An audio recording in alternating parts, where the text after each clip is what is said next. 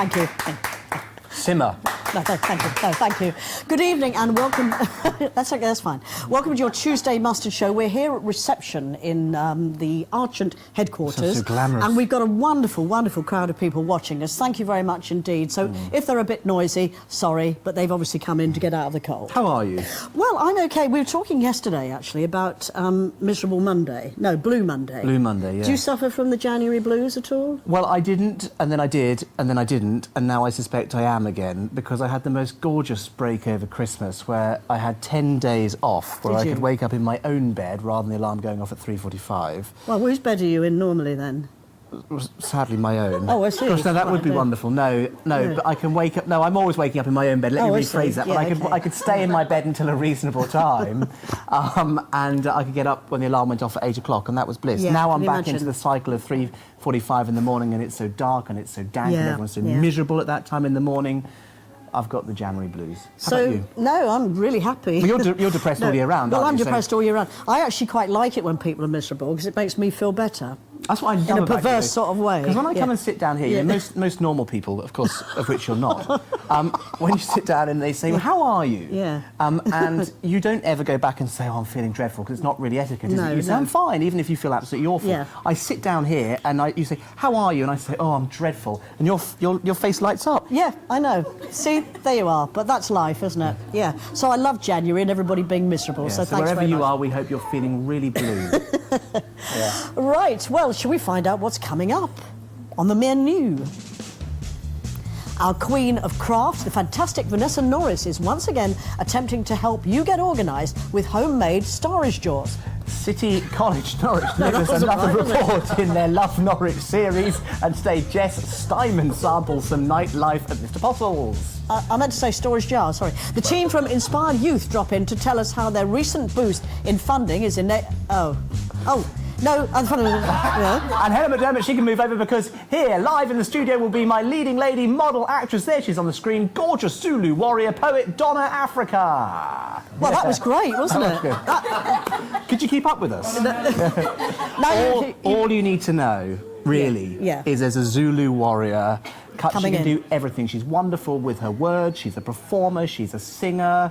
She's so many things. In fact, actually, before she appears on this programme, why don't you Google her? I would.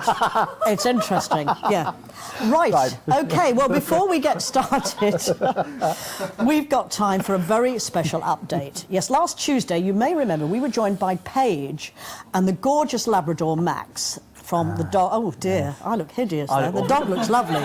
Sorry, I can't help it. But that picture's most missed. Look at the size of my thighs. Look at that. Look at I look like 10-ton Tessie. Anyway, the dog looks lovely, which is really what we're talking about, because the dog there, Max, was hoping to be rehomed. I'm going to just change how I sit. I look huge. Well, the Dogs Trust have been in touch with us to let us know some very good news. Max was reserved when he came along to the studio, and he's gone to his new home on Saturday. Casper has been booked. That's Casper there on the screen. Oh, look. He's now due to go to his new home. Great news about Gypsy. Let's see Gypsy. There she is, gorgeous. She's found a home. She's left the centre today. And Lady, oh, look at those eyes. Lady's been reserved, so fingers crossed she'll be rehomed as soon as the charity's checks have been done. Well, that's really great, and delighted that we were able to help along that line. Makes a change, doesn't it? No, we're really delighted. Ollie, Ted and Vinny, I'm not sure which is which there, but they are all looking for their forever home. So please do get in touch with the Dogs Trust at Snetterton on the following number, 01953 498 377, 01953 498 377, and you can still find the dog's details in the Give a Dog a Home video on our Facebook page. Yeah, right, now back to business, and we have another instalment from Norwich City College's Love Norwich series, where tonight Jessica Steinman visits Mr. Postle's.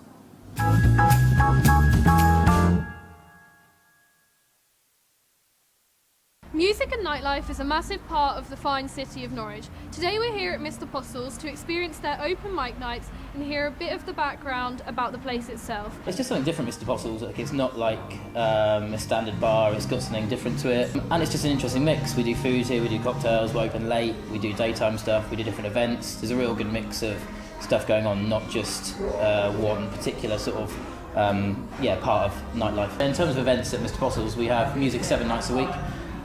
from various different artists. Barney Holmes, who's on The Voice, plays here regularly. Felix, obviously you're going to speak to in a bit, is on here on Tuesdays. So yeah, every night from about 7:38 for a few hours we've got music on.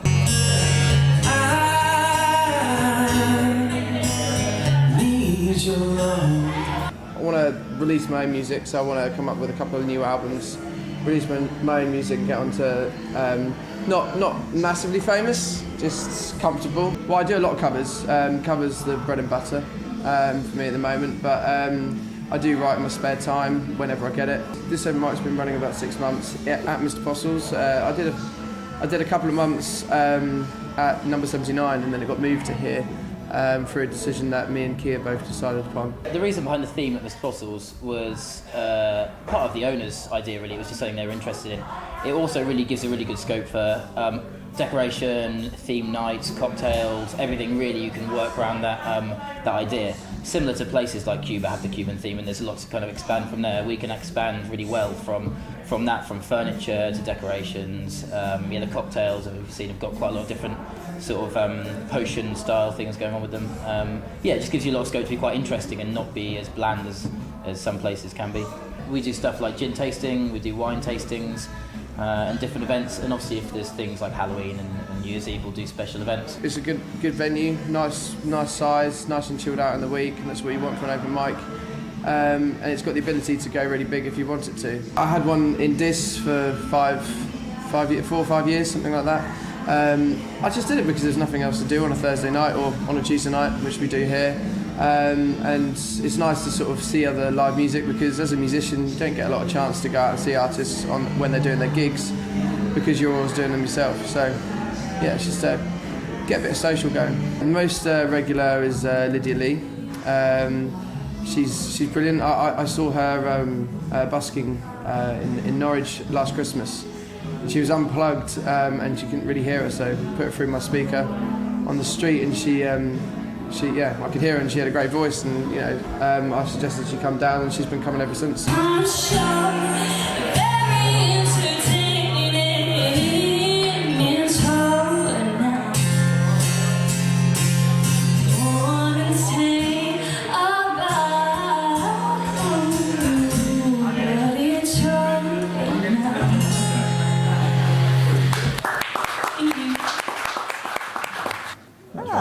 Yeah, good place to go, isn't it? I think we should. Do they sell pills and things there as well, as it was was it a chemist? What kind of pills? Well, I don't know. I'll take anything. No, please, no, I won't, honestly. No. Do not do what I've just said. Stick it in a brown envelope. Yeah. She can consume it before we do another broadcast.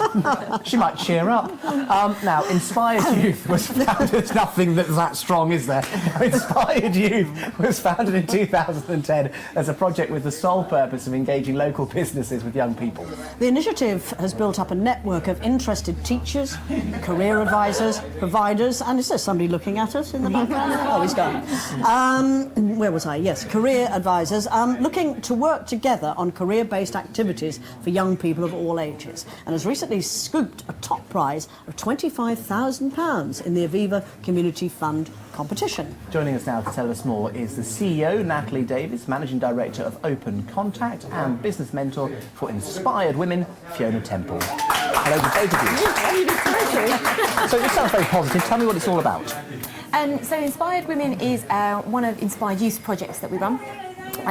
Initially the idea came out probably, we started about this about 5 years ago. Yeah. And it came from a conversation with our founder of Inspired Youth, Rob Whitwood, and this lovely lady here. And it was all very much about how do they go on inspire the next generation of females to be more managers and directors of the future. The project kind of lay dormant for the last 3 years, and then I started working for Inspired Youth when we started looking at how Inspired Women could come alive. And we went and did some research and held our first conference. The initial thing that came out of it wasn't so much about what people wanted to be, but very much about who they wanted to be. And the problem was that people didn't have the confidence to go on to do what they wanted to do. You're saying people, but we're talking about women here, Yeah, aren't we? yeah. And you're a businesswoman yourself. I am, yes. In charge of 50 people. Yes, that's right. How difficult was it for you? What business is it, first of all? It's Open Contact. It's an outsourced call centre business. and it's a family business. My father established the business and I took over when he retired. And how difficult was that for you? Because I think although women are doing more and more, there still is very much this lack of confidence, isn't there? Absolutely. I've been very lucky in that I've had a very supportive family around me. My father's been very supportive of my career, even before I joined the business. But I still, as a woman, when you go out into the wider business world, there is still, you know, that you meet with barriers and perceptions. You know, when I tell people I'm the managing director, you still get people going, "Oh, really?" They probably think you're the secretary or something. Yes, straight away, exactly, don't they? exactly. Yes, Yeah, so there is still unfortunately. perceptions out there, Yeah. unfortunately. Yeah. And you have to prove yourself through hard work and prove that you can do it. I have a real problem with this because how do we bust through this? Because it's absolutely pathetic, isn't it? It is, and yes. why would you deny 50% of your potential? In terms of driving Britain forward, we need to have an attitude that we say women can and women will, and we need to set that kind of environment up. So how can we bust that stereotype? Well, I think it is being busted. I think companies are now being happy, opening their arms to it. You know, boards are now becoming slightly more equal. I think the problem is that females themselves lack that confidence to even go for it. So opportunities come up, they have all the skills to be able to do it, they don't have the confidence to initially go to the next step. And there's lots of reasons behind it, you know, and since we've been running the Inspire Women programme in schools for the last year, you know, body confidence is a massive one. You know, we see it time and time again in the media, but actually when we've been out there in the schools listening to it, this hatred that these girls have for themselves is just so depressing. Well, really. we know all Yeah. about that's not just girls actually, Yeah. but I know that's Yes. what you're dealing Yeah. with. So you go into schools, Yeah. and so is it a specific age group that you go and see? Well, initially when we launched Inspire Women, it was for sort of 13, 14-year-olds. That fastly kind of sort of went to lower year groups and post school, so we did sixth forms as well. And then the hope is obviously moving forward that we'll reach to as many different age groups as possible. It kind of falls into the bracket of people that want us aren't really generally the ones that need us, and the ones that don't want to be anywhere near us are the ones that do need our help. In terms of the money and how people can get involved, and also this prize that you won, what's the key message that you're pushing tonight? Really to encourage people like myself who are in business, in positions of, you know, of leadership, managers, to come and get involved with Inspired Women as a business mentor within the schools, working with the young female students. That's something that we're really looking for. And just very quickly, have you noticed a difference since you've been going into schools? The Massive. confidence of women, of Massive. young women? Yes, and the outcomes that we've had of it. So the idea is that the programme runs for 8 weeks, but it's not the end of the 8 weeks. It's the beginning of a journey that they then build with their mentors, so that they can always call upon them for Well, self-confidence. good for you. It's a wonderful thing to do, isn't it? Just to end, I'll say something Yeah. rather waffly and wordy. But I think it's absolutely key that this is not just pushed by women for women. This should be all of us pushing this. So there should be Yes. male ambassadors for this as well. As a father of a young daughter, an environment that sets up an equal society for all is something that we should all try and foster. Good point. Absolutely. Good point. Absolutely. Yes, lovely. Thank you. Good to see you. And you can see me back in the pulpit on Sunday. No, this is a very good point. Yeah. OK. Well, time for us to take a short break now, but brace yourselves, because joining us in part 2 is a woman arguably even more talented than me. She can sing, she can act, she can model, she writes poetry, and I've heard she makes an incredible Scotch egg. You can't do all the things that she does, can you? No, sadly, No. I can't make a Scotch egg. No. Now, that's right. Norfolk's very own Donna Africa is going to be live in the studio, but still my beating heart. See you in 3.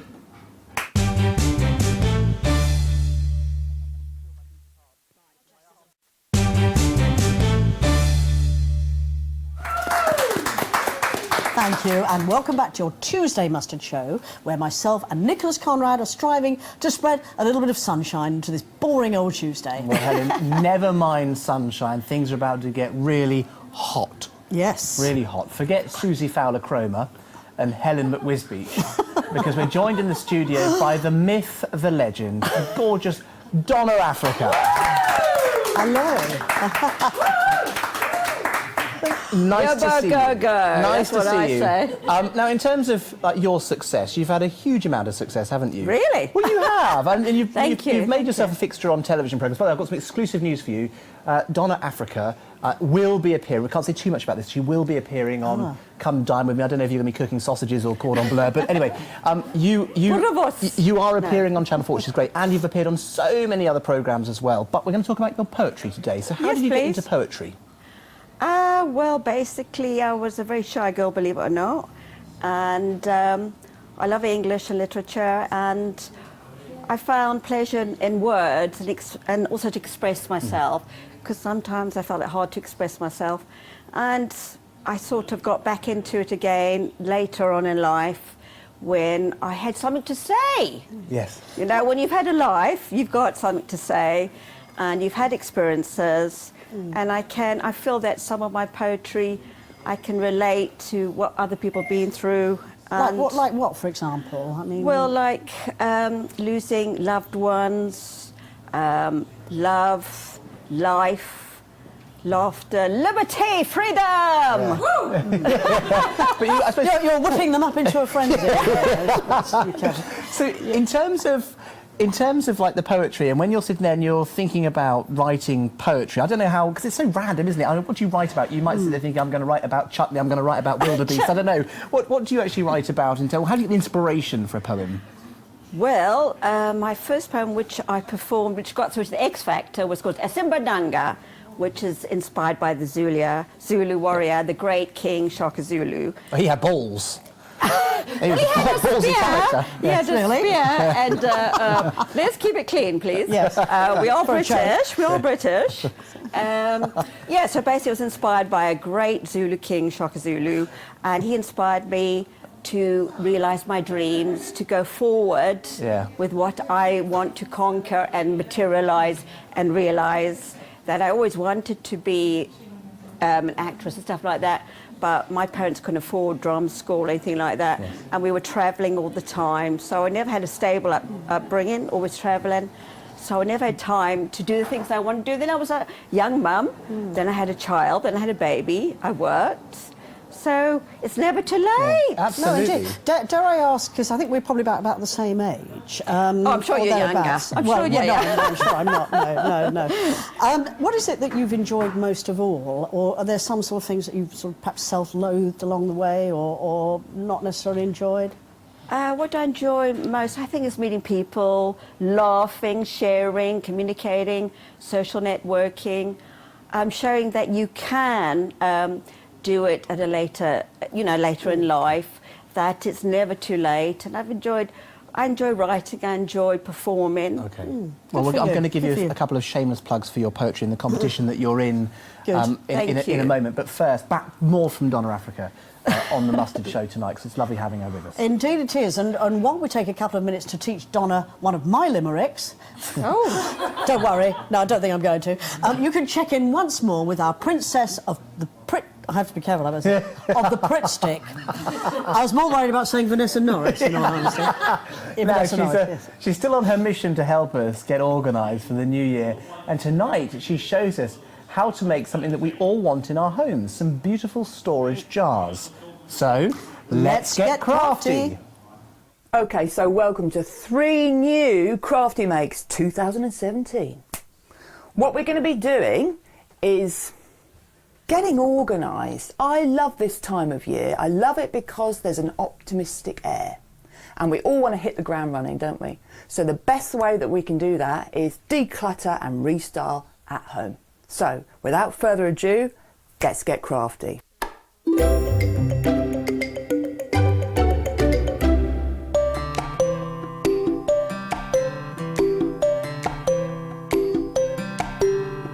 Welcome back. Sticking with the theme of getting organised, I don't know about you guys, but we've certainly got a lot of empty jars after Christmas, and I'm going to be showing you what to do with them. So without further ado, first stage. This is a wonderful pen box for the lovely Sophia, and what I did here was solve a problem. I couldn't get the sticky glue off the jar, so don't fight it, go with it. And I just covered it with stickers, so I'm going to show you how to make your own. We have a plastic jar, and we have lots of different types of stickers. So if you imagine you try to get it off and it ain't happening, it does not matter.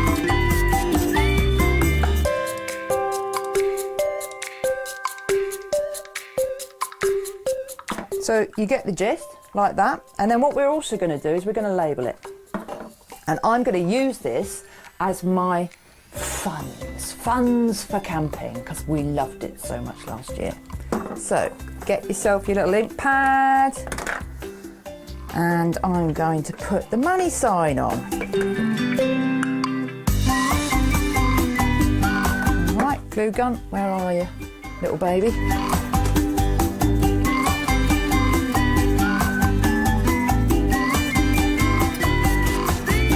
On it goes. And you've got yourself a money box. I also did another one for Bryn. That was twiglets. Love a twiglet. Not anymore. Sprayed with the black spray can that I had from the Halloween makes. Cut out a hole, he's got a money tin.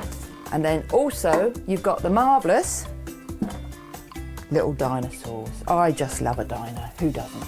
So I sprayed him, I sprayed the lid, stick it on. These guys having a little chat. So I hope you enjoyed that one. Look forward to hearing from you soon. Take care. Let's get crafty.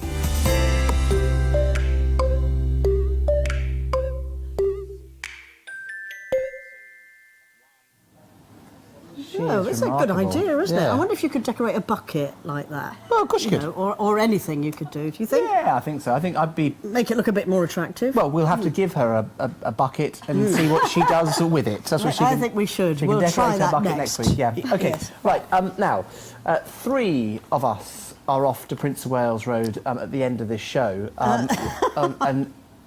Sorry. Now, just. Don, sorry, I've just read the end link. I was about to end the show about half an hour early. Forget that. Sorry. Yeah. We will be going to Prince of Wales Road in a minute. We will, the 3 of us. Before we go and get tipsy, I'm intoxicated with this woman who's sitting on the sofa in front of me. I don't need You're the liquor far on. too kind. Well, I don't need the liquor on Prince of Wales Road to be dazzled and drunk in your love. So let's talk about. Oh, excuse I me. don't go to Prince of Wales Let's Road. talk- You won't find me there. Let's talk about this poem. You've written a special poem for me. Read it. I want to hear it. Right. This is just Nick, so shall I leave, do you think? What do you reckon? It's up to you. No, I'll just stay. Off your pop, Helen. Would you like me to go? I think it'd be best. All right, OK. May I I'll unhook disappear. you? Yeah, is it... Would I... Yeah, is go it, on. If you- Is it a personal one, Is then? it- yeah. OK, If I'll you head just- off they then. are. Well, I'll go and get the tea and coffee, You shall go I? and do the tea, Yeah. darling. Cheerio, and then. I'll sit here and see I'll you in a listen to moment. Donna. Go on, Donna. all right. This is an ode to you, Nick. It's an ode to me. I've called it Prince Charming of the Airwaves. Oh, lovely. Noble Nick Conrad, BBC Radio Norfolk and Mustard TV presenter, is a heart and soul talking head on our BBC Radio Norfolk Airways, affectionately and aptly nicknamed Prince Charming of the Airways.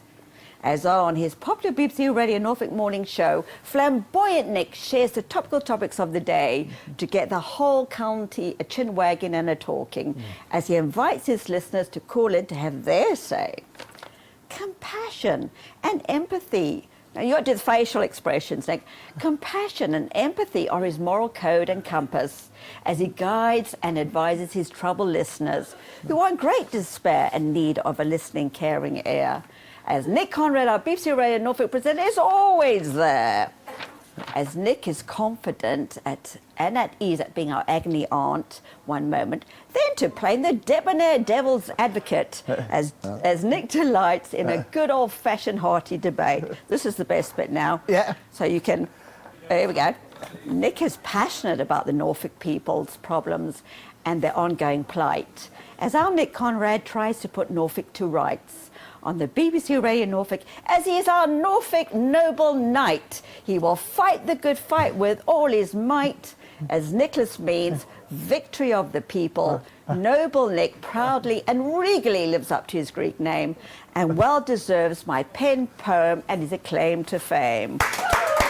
I love it, darling. With love, I love it. light and liberty. You are a You're star. Donna Afka. Yeah, go, go, go, go, go. Yes, I am mad, yes. And all of that. Right, Donna, thank you. Helen's goosed off. So that's the end of the programme. I'm back with you tomorrow, 6:30 on The Mustard Show. The Mustard News with Rob Setchell is next. Good night. Yay!